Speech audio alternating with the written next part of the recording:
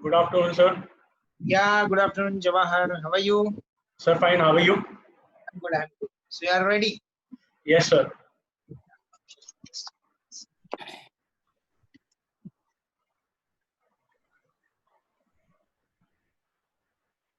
Let's wait. We'll wait for next 5 minutes. Yes, sir.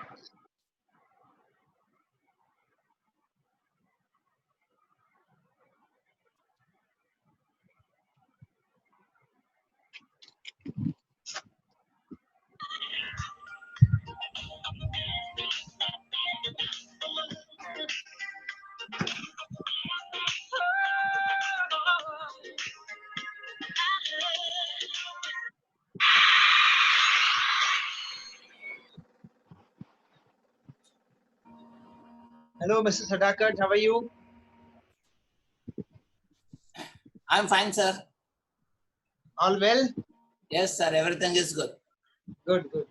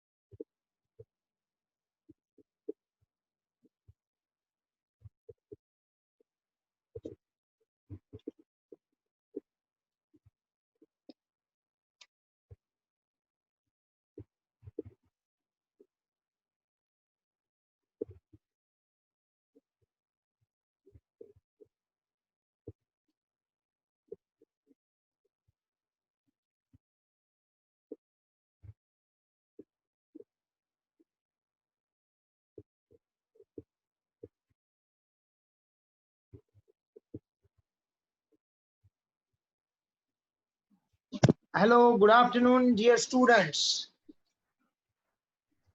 And good afternoon, all my fellow colleagues who are watching this webinar today.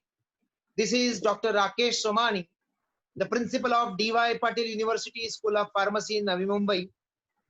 As you all know, that we have started this knowledge series, or what we call as Knowledge Yajna, from 9th May 2020. And every alternate day, we are coming up with a webinar on recent topics of our interest, particularly for the students community. So today we have come up with a very interesting topic. That is, what would be the situation of higher education post-COVID, particularly with reference to abroad. And for that important topic, we have here a very apt person, that is Mr. Jawahar Nidambar. Mr. Jawahar is MSc in Industrial Pharmaceutics from United Kingdom. He is a researcher, life coach, and a prolific writer who has authored 4 books, particularly on health and wellness. He is a manager of a marketing and communication firm, which is typically a nutraceutical company. And Jawahar is one of the ardent person who will be able to talk on these aspects of higher education abroad. So dear students, on behalf of D.Y. Patil University School of Pharmacy, I welcome all of you. Thank you so much, Dr. Somani. Yeah, The, wait, Jawahar, wait, let me complete. okay, And sir. so this is to welcome Mr. Jawahar to you on behalf of the School of Pharmacy, and also I welcome all the students.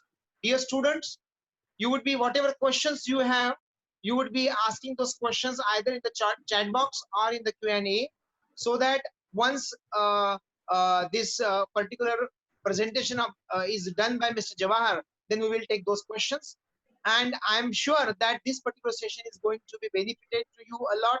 Let us make this session interactive. We will be there for another 45 minutes. And I request Mr. Jawahar to start the session. Thank you so much. Thank you so much for the introduction, Dr. Somani. Hello, everyone who has joined in, all the students and all the industry experts, academicians, etc. So, online education is a thing which most of the students these days aspire to do so. So I would just like to take them through the presentation. So how I will structure it is, I'll take them through the presentation and then we do the Q&A as you just suggested.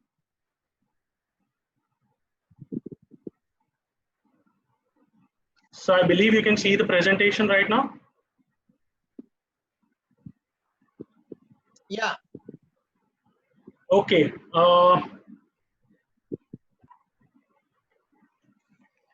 So everyone has this thing that why do we opt for overseas education? What is so special about going there? Why not study in India? So there are these points which are mentioned over here, which I would like to highlight the 4 or 5 major points. One is new culture. So, we have lived in our, we have experienced our culture, that is the Indian culture, for almost say 18 to 25 years, whatever your age group is. So what happens is you get exposed to a new culture altogether, and this is what is very special out there. So when you experience, the only thing that you need to keep in mind is you take the good points from their culture and imbibe in yours. So that is the first advantage. Second is personality development, for sure. Personality gets developed because you interact more with people from all over the world. Life experiences and making lifelong friends from all over the world, yes, this is one advantage. So everything comes down to networking. What you do is you actually make friends, you make colleagues, you meet experts from various fields, your field. You also meet the academicians out there. So this opens up a whole new perspective towards life, towards your own learning. And last, but the most important thing is self-discovery. So what happens is you discover yourself in the process. And obviously, needless to say that you actually become more independent. Some of y'all are independent right now, but this is a whole new level of independence. So that is very important. I would directly jump into the COVID situation. So what is happening during this COVID situation? We all are aware about what COVID situation is. I need not repeat that. But yes, how does it impact the overseas market? That is something which is very important. as of now, what stats we are seeing that 40 to 50% of students have opted out of going for their overseas education. There's a 3-point problem. This is a problem which most of them are facing at this point in time. First is for those who have their offer letters in hand. There are lots of students who have offer letters in hand, but the problem is they don't have any, there's uncertainty about how things will pan out. There is no announcement. Majority of the universities are not making any announcements. They are unclear about how they would travel.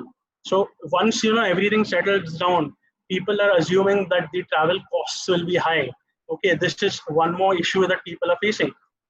People have applied for the visas, but they have not heard back yet. So that is one more problem for them. And how and when the situation will, become better, they still have so much problems that they are facing, and they are tensed.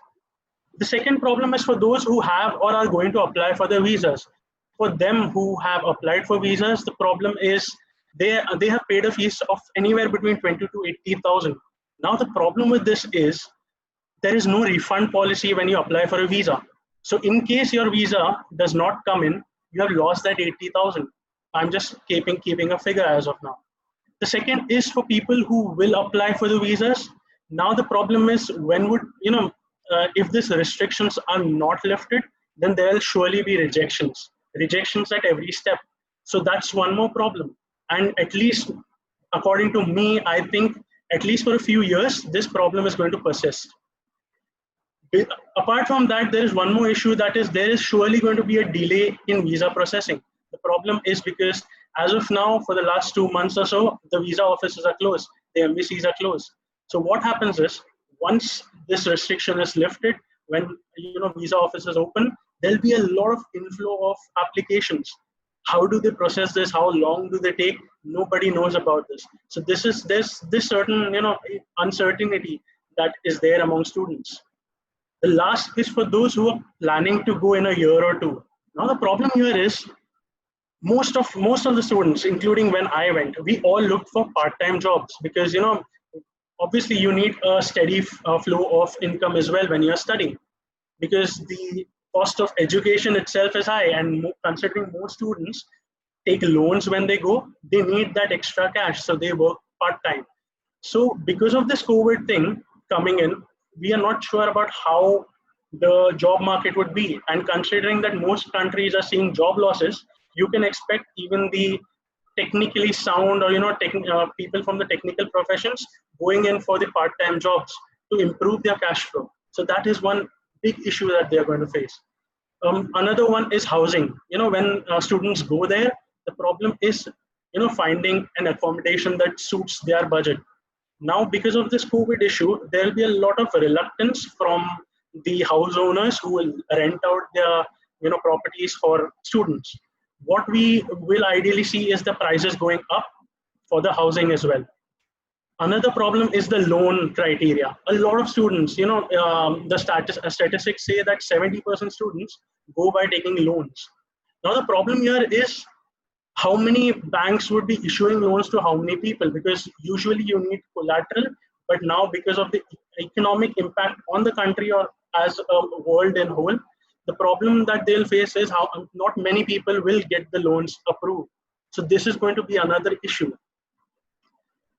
One big issue which I face or people I face from students, the question is that people are very reluctant when it comes to attending the Zoom university. So what I mean by this is many students are concerned that what will happen is they have to start their course online and then move on to the actual college after the situation improves.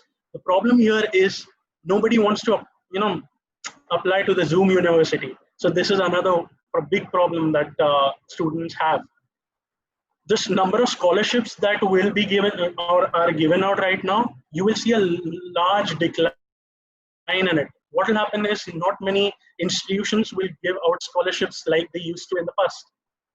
Another issue is the travel insurance costs will go up. So this is one big issue again, apart from the problems that are usually seen. So moving on to the next one, what might happen post-COVID is there are three scenarios. We have to be really optimistic, true, but also we have to see the reality. So there are three situations that can happen. First is everything is under control, and things open up pretty quickly and everything goes back to normal. It's all hunky dory. The second thing is not everything is under control. So you will see that not everything is controlled. Some countries open up, some countries won't open up. So what is going to happen is there'll be a lot of online modules coming in. There'll be a certain amount of uncertainty. And the third is nothing is under control. So nothing is under control. What happens is you need to just accept the fact and sit back and just see how the scenario unfolds. So moving on to the next step. So what can you do in such a situation? To all the students out there, see, there are many options for sure, but the first and the most important option is to go on with an open mind. Just keep your minds open, your heart open, and just be optimistic and go with the flow. That is the first thing you can do. If not, there's one more option, which is to defer your admission for 1 year or to the next semester or the next opening, and just sit back and relax. So defer.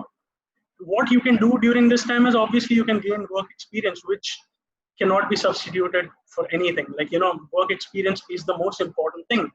Second thing is you can enroll for so many online courses that are there. What this does is this adds on your CV. So obviously your CV becomes a bit more stronger.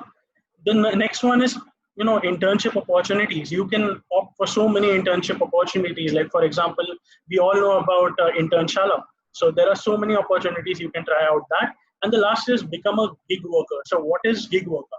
Gig worker means there are so many companies who need social media marketing, social media postings. They need write-ups. Because of the COVID thing, there's a lot of information that is coming out. And you all being from the pharmacy, considering majority of them are from pharmacy, what happens is there's a lot of communication that is coming out. You can contribute towards that. You can be gig workers for them, for the companies. So coming on to one of the most important slides, maybe the final slide from my side, that is opportunity, benefits, and the future. So this is something I would like to talk about in depth, because this is a dark cloud. So every dark cloud has a silver lining. We all have to believe in it. We have to be optimistic. So the first benefit would be less Chinese students and advantage for Indians. Why? We all know that Corona is somewhere linked to China. That's what is being said. There is a mass hysteria among people. So what is going to happen is Chinese students are the majority students who go abroad, followed by Indians and other Asian countries. What will happen is Chinese students' numbers will decline. There are two reasons majorly for this. The first reason is there is this scare among people that Chinese people are spreading this. So what is going to happen is obviously Chinese students will start getting less offers. That is the first thing that is going to happen. And the second thing that will happen is many countries would have a political strain with them, with Chinese government. So what will happen is the number will go down. So obviously the second best or the second most number of students go from India. So what is going to happen is Indians are surely going to gain from this. Second is universities loss is students gain. We all know that overseas education is basically getting billions of dollars as economy for these countries where students visit. So what is going to happen is unis want students. Universities can't survive without students. So what is going to happen is there is surely going to be fee reduction that is going to happen, because everybody knows that economic status of all the countries is going downhill. So what is going to happen is fee reductions. There will be more attraction for getting brighter minds in. So scholarship will only be given to these students, and we hope that that is going to happen, because see, you have to agree that not everybody at this point in time is able to afford overseas education because of XYZ reason. First one being loan itself. So not everyone gets a loan. There is a process where you need to have a collateral given. Only then you get a loan, and only then you can proceed for overseas education. So what this is going to do is, this is going to force the universities to give out scholarships to get the bright minds. Why? Because this is the need of the moment for getting bright minds. We all saw during this COVID epidemic that India has come out stronger. The Indian researchers have been, everyone says that India has the brightest minds at this point in time. So this is what is going to happen. Third point is tum badlo, hum nahi badlenge. So the students don't need to change. It's the countries and the universities where they are going to go. They are going to get the change because they need to be more flexible as far as the fees is concerned, as far as bursaries are concerned, and they just have to be more open. STEM students in the forefront. So STEM is basically science, technology, engineering, and mathematics. So people belonging to this category, they are going to see a huge boom because in this COVID world, we saw that how much healthcare workers and allied courses contributed towards rebuilding the society. So what is going to happen is these courses are going to be the forefront when it comes to overseas education. A lot of funding will be around these courses, and obviously students from India are going to benefit a lot in the coming years. Less competition, better opportunity. So there's obviously going to be less competition. The reason behind that is, first is Chinese students are less. Other countries are suffering the economic slowdown as well. So what is going to happen is there is going to be less people coming in. There is always going to be a demand. You need the supply to be equivalent to the demand. So what is going to happen is, obviously, the students who go there would benefit from it because obviously the opportunities would crop up. See, all the economy is building up. So when economy is building up, industries are coming up. And obviously industries can't survive without the workforce. So obviously there are going to be lots of opportunities in the coming years. Job visas and PRs, at this point in time, only Canada and New Zealand are giving out PRs. I won't be shocked actually if we see a large amount or a large number of countries giving out PRs or work visas.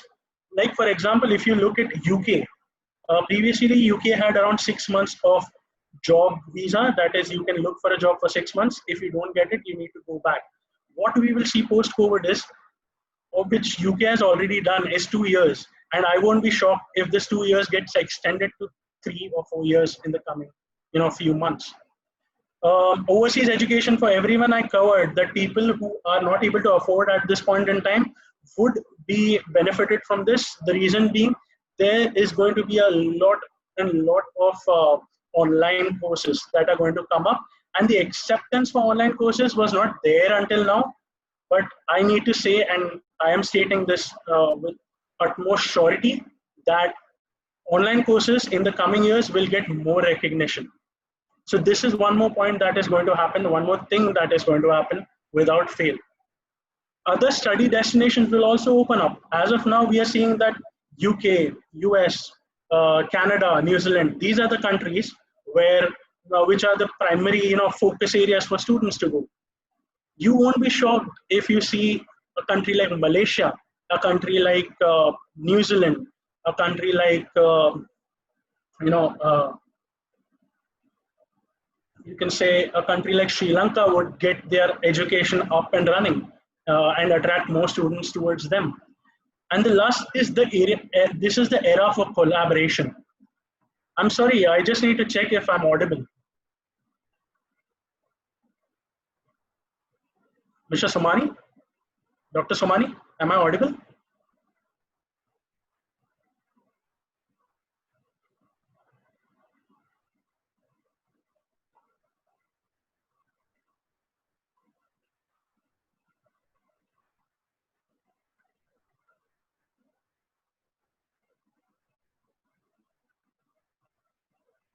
Okay, so moving on, the new era for collaboration. So the thing is,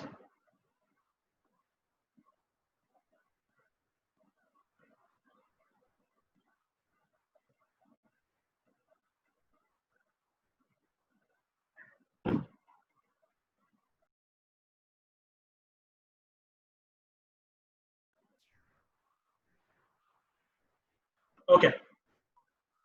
So the new era for collaboration. The thing is, what is going to happen is, there are going to be new tie-ups coming up in the coming years. What is going to happen is, this new thing can come up, which is, a lot of universities would adapt this. One is going part online and part offline. What that means is they do one half of the course online, and the second half they do it, in the university.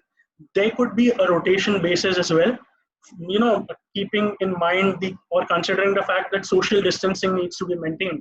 So what would happen is a simple model could be created in the coming years. That is, 50% of the students who are going to go abroad, they go to the university, finish their part education over there, and then go back. So what happens is 50% go to the university, 50% are doing online, and then as soon as the first half is over, they switch. So then you see the other half doing it online and the other half going to the university. It won't be shocking if in the coming years that you see more tie-ups with Indian universities as well. Like for example, DY Patil. DY Patil, ties up with a big university in the US. What that means is you do one semester over here, and the remaining 1 or 2 semesters you go and do it in their partner university. What benefit this gives a student is dual university advantage for the students. What happens is the student gets a degree which has 2 great institutions mentioned in their degree. This obviously makes them stand apart from the competition.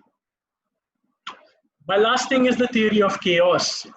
We have to agree that the theory of chaos is something which always gets out the best.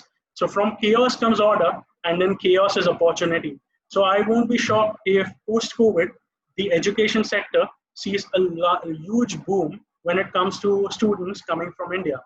So yes, I would like to stop here. I would be open for questions and answers. I think we have lost Dr. Somani's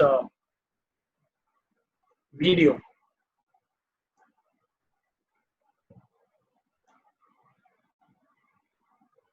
Could someone just message me on the Zoom group chat and tell me if they can hear me or not? Hello. Hello? Sir, I'm Sadakat. Yes, Yeah, sir. sir. We are able to hear you. No issues. Okay, I just thought that maybe I'm not here. I think we lost Dr. Somani. Yes, sir. I'm from the chat. trying to connect him again. Okay, thank you. Yeah.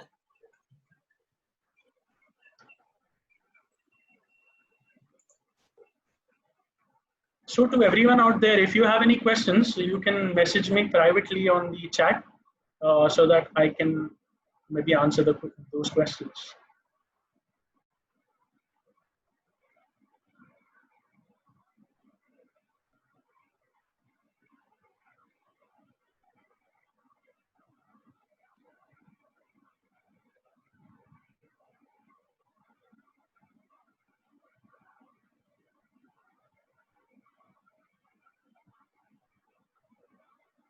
Okay, Dr. Somani is back.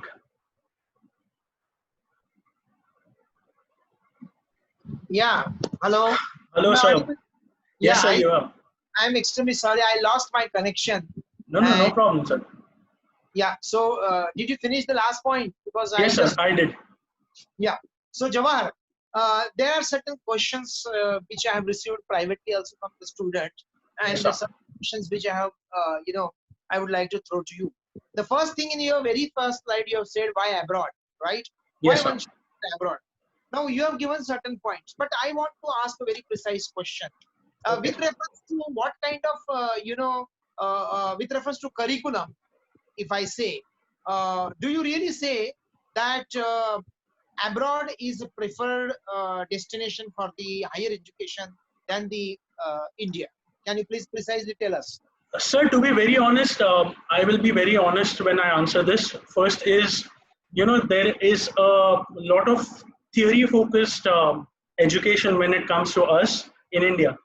But when we go abroad, there are many tailor-made courses over there. So that is one of the reasons which attracts a lot of students going there. Second is the practical aspect is more focused. They are more practically inclined, whereas we are more theoretically inclined, which is changing. We are getting more practical now. And the second thing is there are tailor-made courses. Like for example, there is advanced drug delivery systems. You have the core courses as well, like pharmaceutics. You have core courses like this, but you have more focus on courses like regulatory affairs. Masters in Regulatory Affairs, which you don't normally see normally in universities in India. So there are, you can also choose electives which has come to universities in India, but you have more flexibility when it comes to overseas education. This is precisely one of the reasons why students prefer going abroad at this point in time, and we see a lot of students whom we teach on a regular basis who aspire to go out. I think it is mainly because of this reason.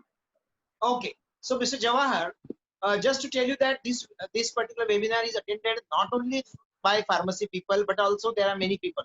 So Yeah. we will precisely talk in the generic terminologies. Okay. Now, when I have to select particular university, I have two questions actually. One, that for which kind of courses, which geographical area is more suitable. For example, suppose I have to do engineering.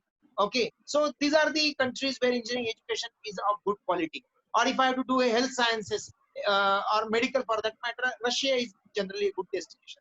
So can you tell all of us, the audience, that for different kind of courses, which are those countries which are preferred as destination? Okay. So, sir, when it comes to technology, engineering and technology, a huge boom has been seen in, obviously, US is number one. But in the coming years, or in the past last 2 years, what we have seen is US has gone down a bit, and countries, English-speaking countries like Australia and Ireland have come up.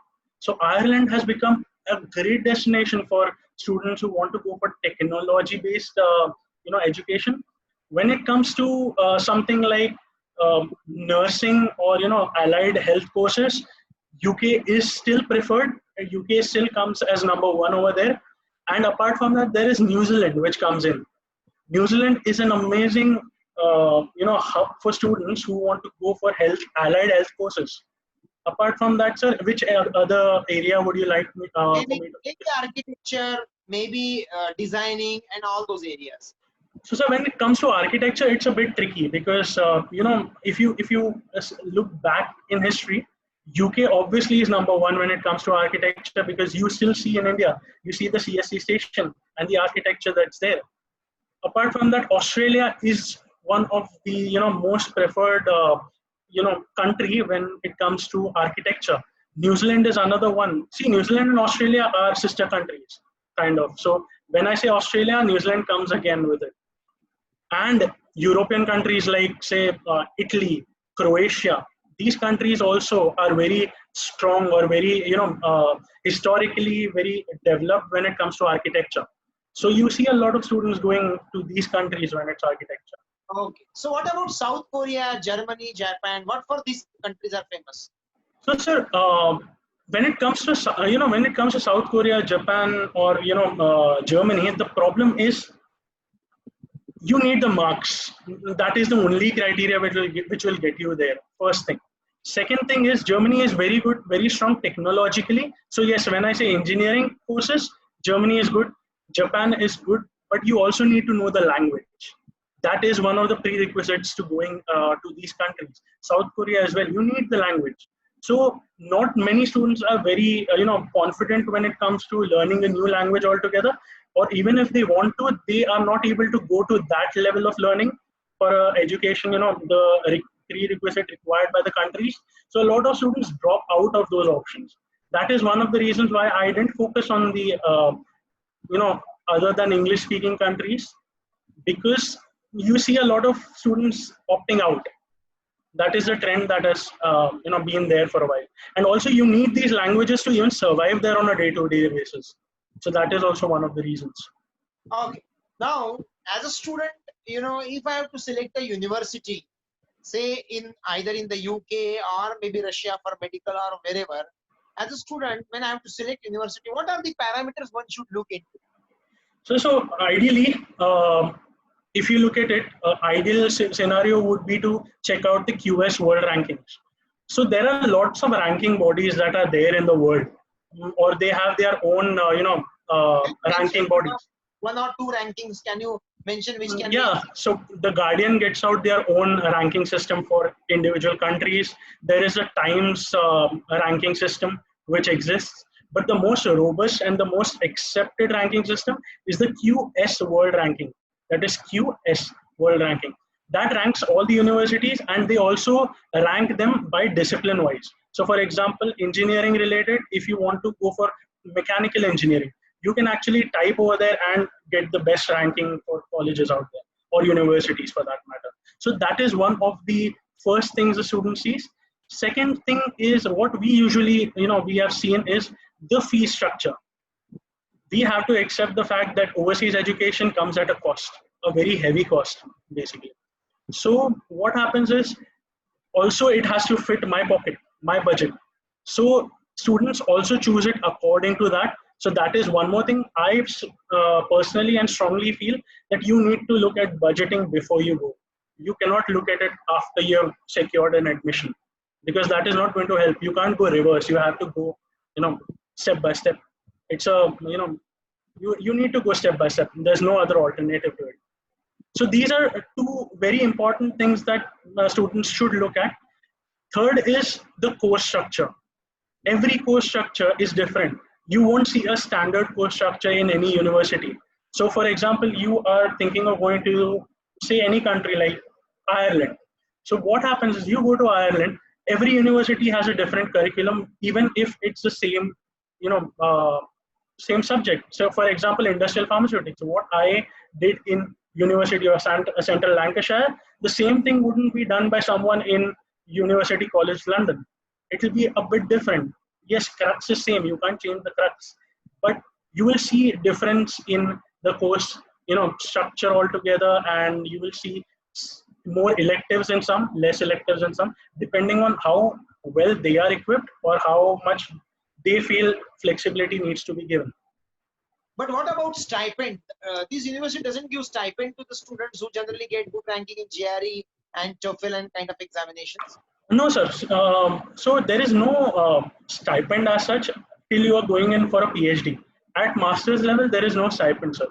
But what happens is, you have certain bursaries given to you. Bursaries are like scholarships, but they are reduced fees cost. Like for example, when I went, I got a bursary from the university.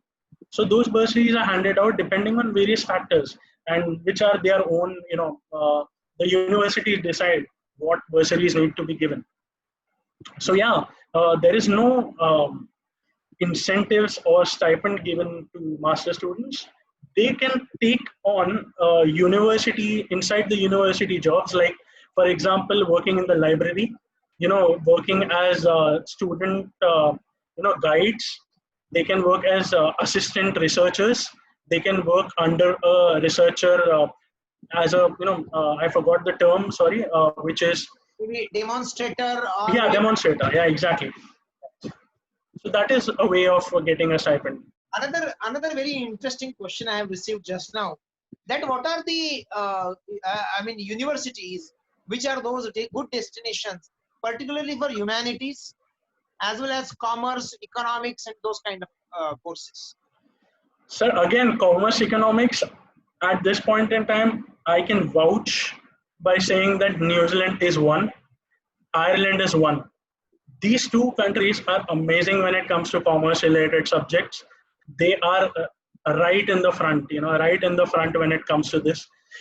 If you're going for something related to economics, maybe UK would not be a good choice for you. UK is not a good choice for that.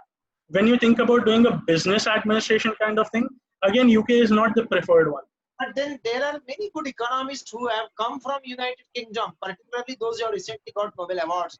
They are typically from United Kingdom, and you are talking about New Zealand and those kind of destinations. Can you please elaborate?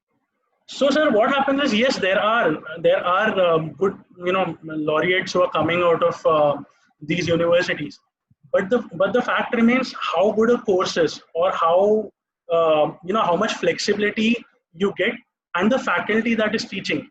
As of now, what we can observe is New Zealand and Ireland have the best course curriculum, have the best faculty when it comes to courses which are related to commerce. And that's why you see a large influx going to these countries for these courses.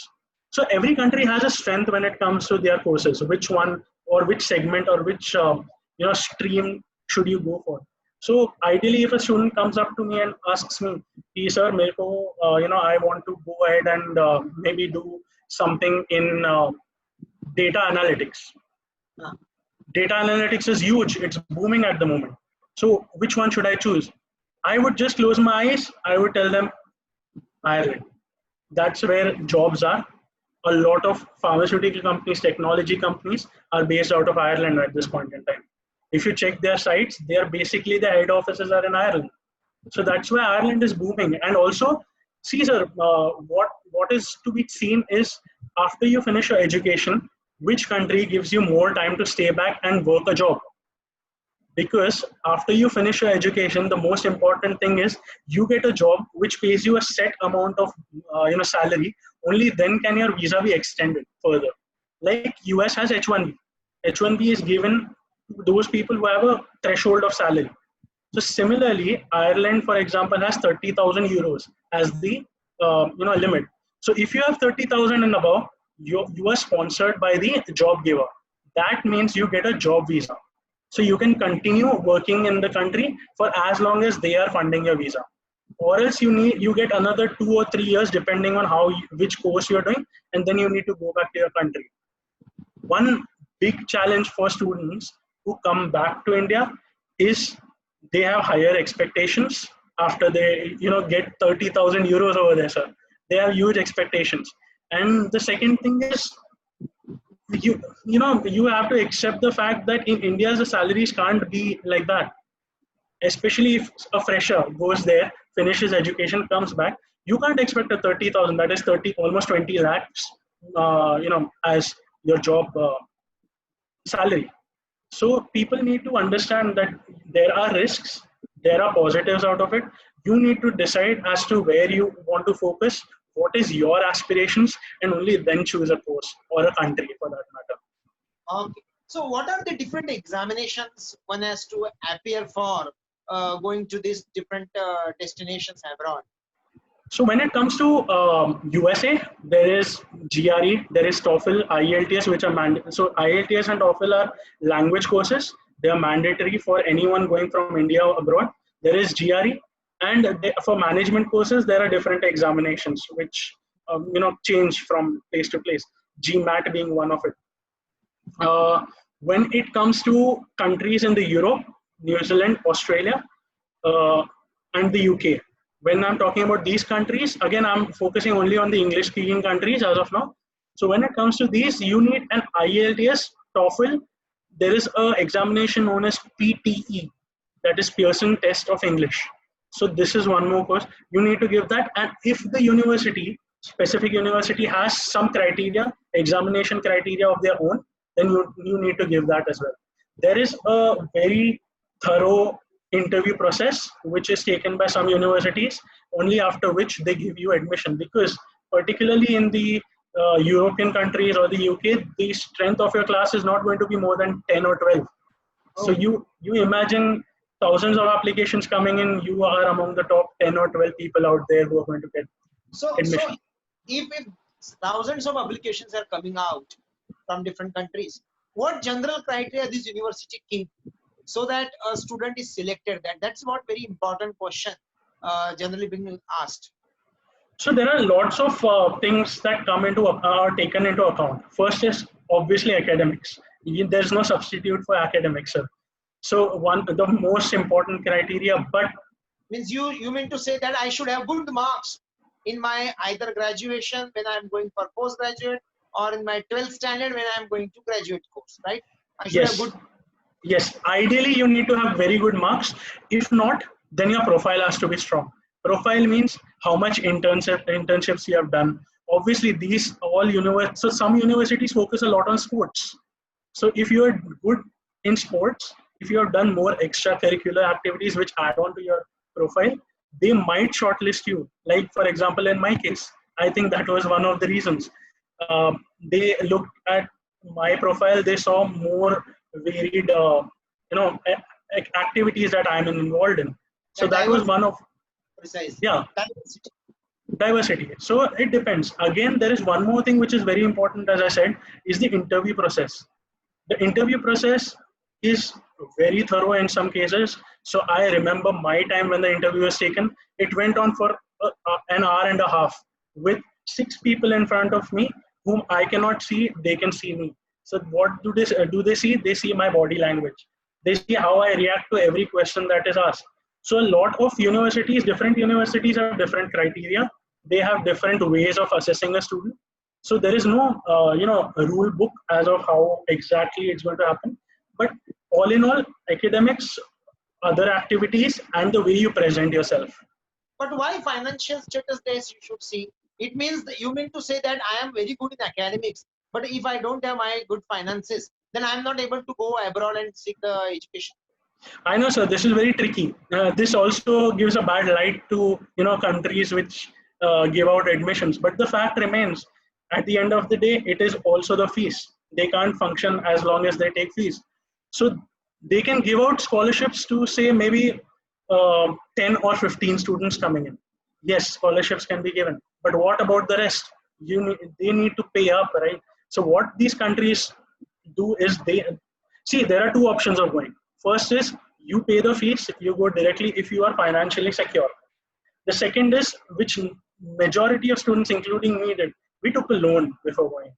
So the loan is the only way to go. Now financial institutions in India, which like for example banks, they do not give you the fees money just like that. You need a collateral to be attached to it. Only then would you be able to go ahead with it. So there is see universities are not they are not they can give maybe 10% of them scholarships, but the remaining 90% still need to pay the fees. So that is one of the reasons why, and this is a sad truth, but I see it changing post COVID.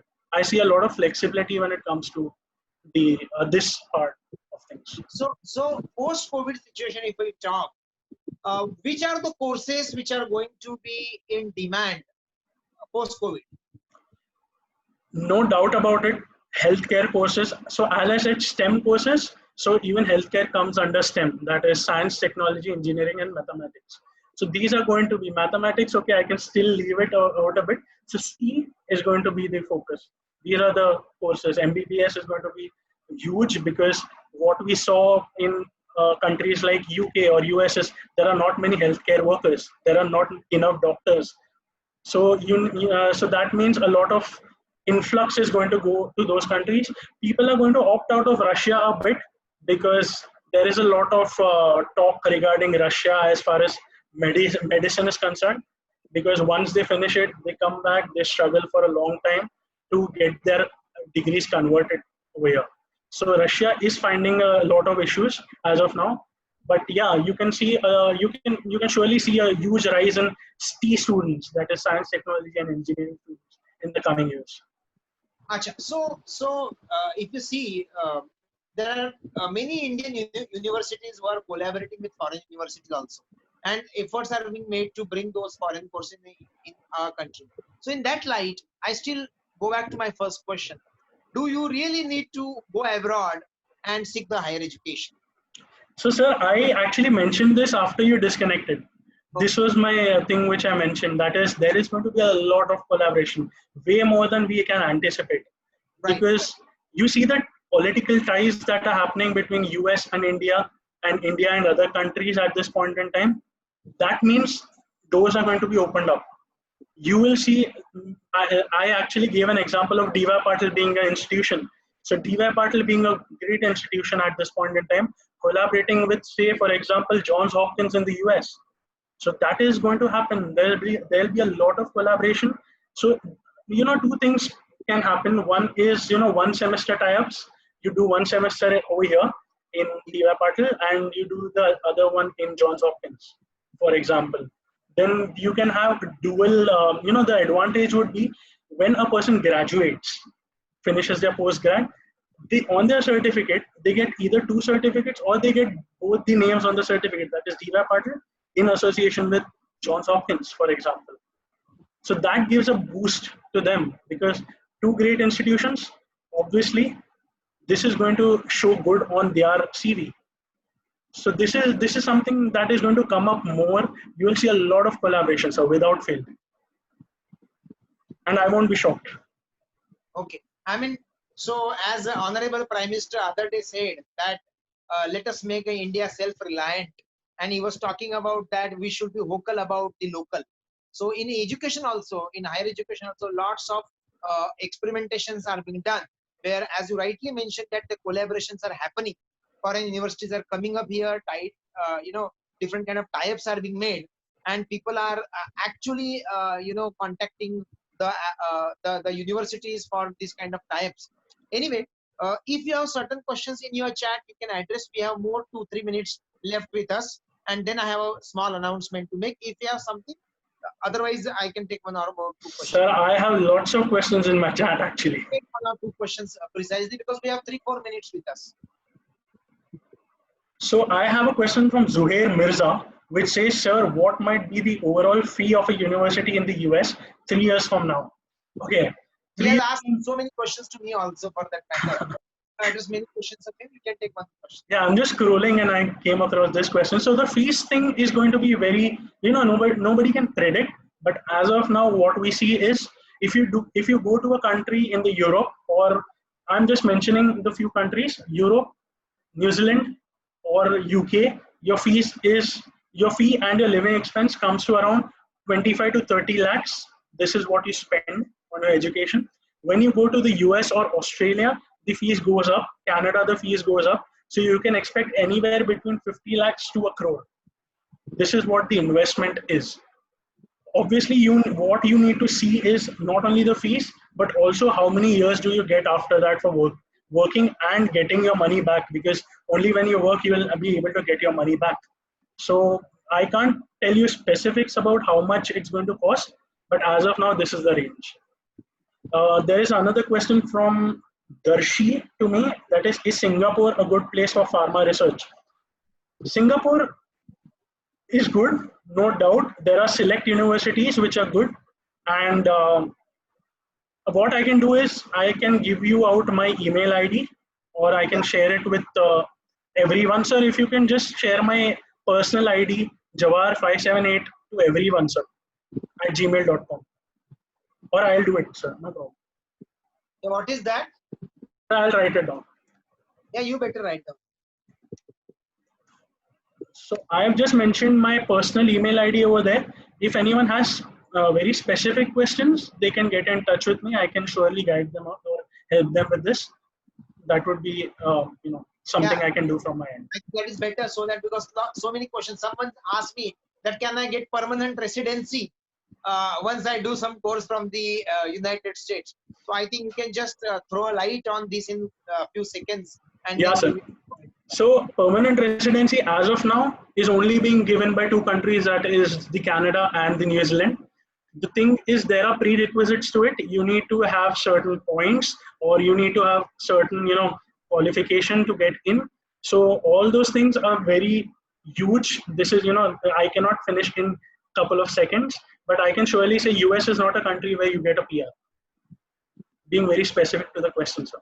So there are many counselors, right, available across the country who guide the students for seeking the higher education.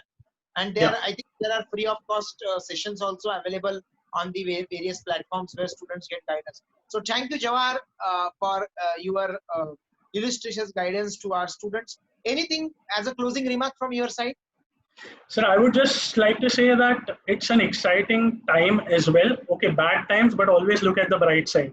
So I always believe in that. You need to look at the bright side, and the bright side is really bright for Indians. Be it education, be it any other field, it is bright for the coming days. So always keep your chin up and smile and get through it. Okay, so as you said, Muskurayega India. Exactly, sir. I will say. And so, dear students, I am really thankful to Mr. Jawar Nidumbar for his time and the guidance what he has given to all of us. Yeah, please. Thank you so much for the opportunity to interact with everyone, actually, sir. So I actually enjoyed this session a lot. I'm so sorry that I could not answer for certain questions, but surely if they mail me, I'll answer them. You have given your mail ID, right? Yes, I have. I have given my mail ID. Please, so that's better. And just to tell you, dear students, all of you, our last webinar in this Knowledge Yajna series, as we started from 9th May, and the last webinar will be on 19th May. That will be of Dr. Dinesh Makhija, who is going to talk about medical writing. Medical writing has come up as one of the novel, what is called as career opportunity in pharma field of late. And so Dr. Dinesh Makhija is going to talk on the various aspects of this medical writing on 19th May. So stay tuned with us on 19th May, 4 p.m. again at D.Y. Patil University School of Pharmacy. Thank you so much for joining us. Thank you, Jawar, once again. Thank you, sir. Thank you, everyone. Bye-bye. Thank you. Bye.